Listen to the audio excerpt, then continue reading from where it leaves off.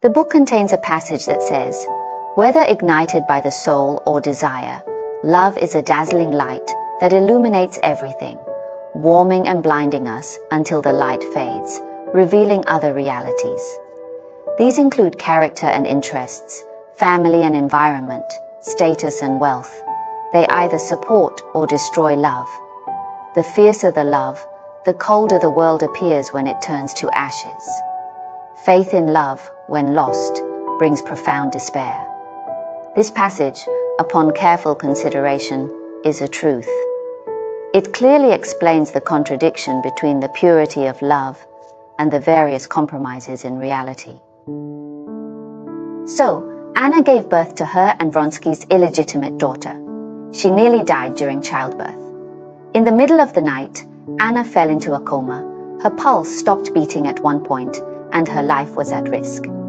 This condition lasted for 3 days, but thankfully, Anna pulled through. Karenin came to see Anna and decided to talk to Vronsky.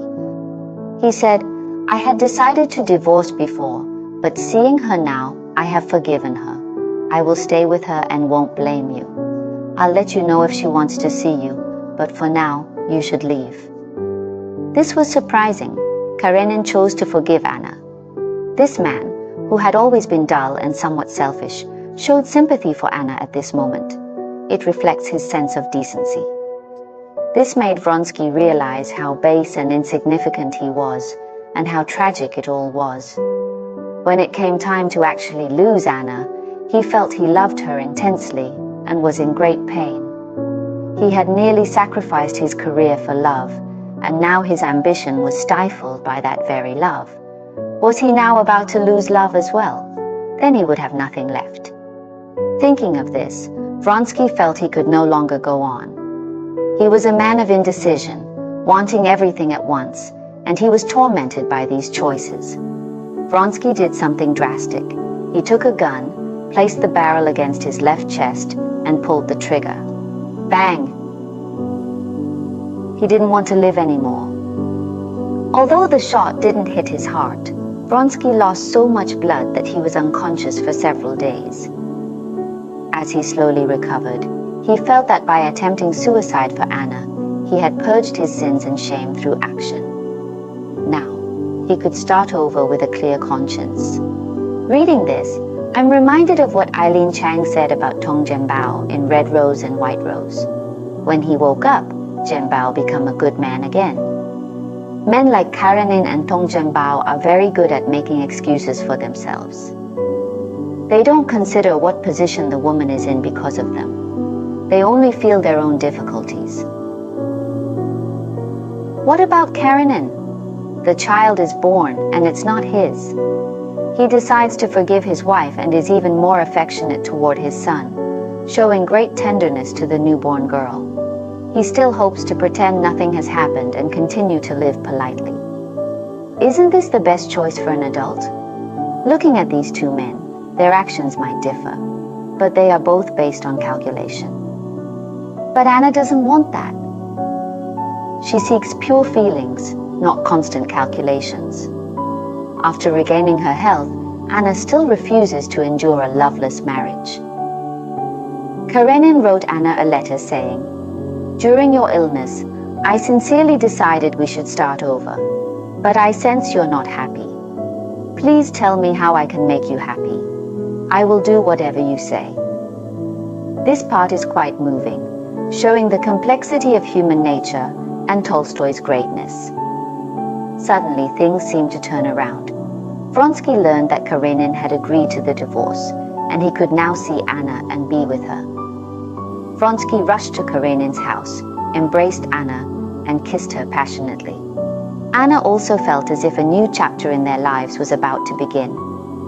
A month later, Anna and Vronsky went abroad.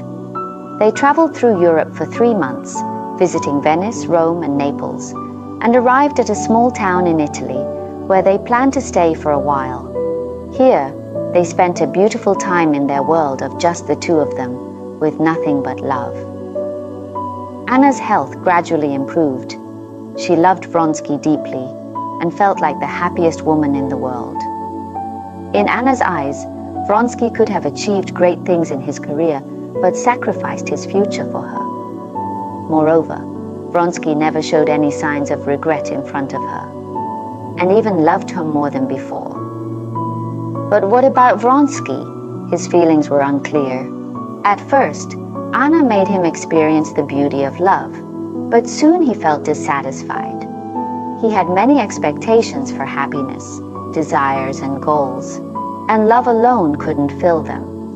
Moreover, this sense of dissatisfaction grew larger, as other things seemed to drift further away since Anna was right there. So during their time together, he had 16 hours a day to fill. He would study politics, read new books, or take up painting. But nothing could hold his interest for long. Soon, he grew tired of their life together. He decided to restarting with St. Petersburg agreed. As she wanted to visit her son, they planned to return to St. Petersburg first, then spend the summer at Vronsky's large estate in the countryside. Now let's talk about Karenin. While Anna and Vronsky enjoyed their freedom and happiness, Karenin was in immense pain, trapped in loneliness.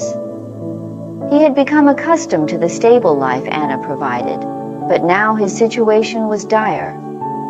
He kept thinking that if Anna had left him as soon as her infidelity was discovered, he would have been unhappy, but not as utterly desperate as he felt now, because he had already forgiven his wife, even accepted the child that wasn't his own, and given Anna compassion, love, and care, yet she still chose to leave him. Karenin felt deeply insulted and mocked, as if no one wanted him or respected him. How could he face the outside world?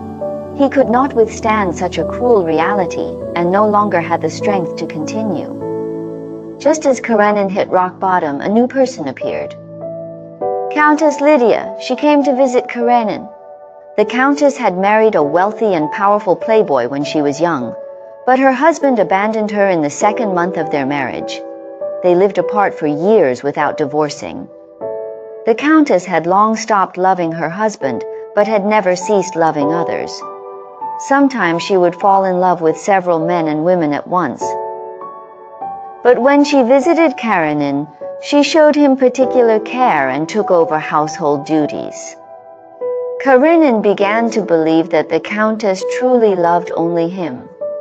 At this moment, she became his emotional support.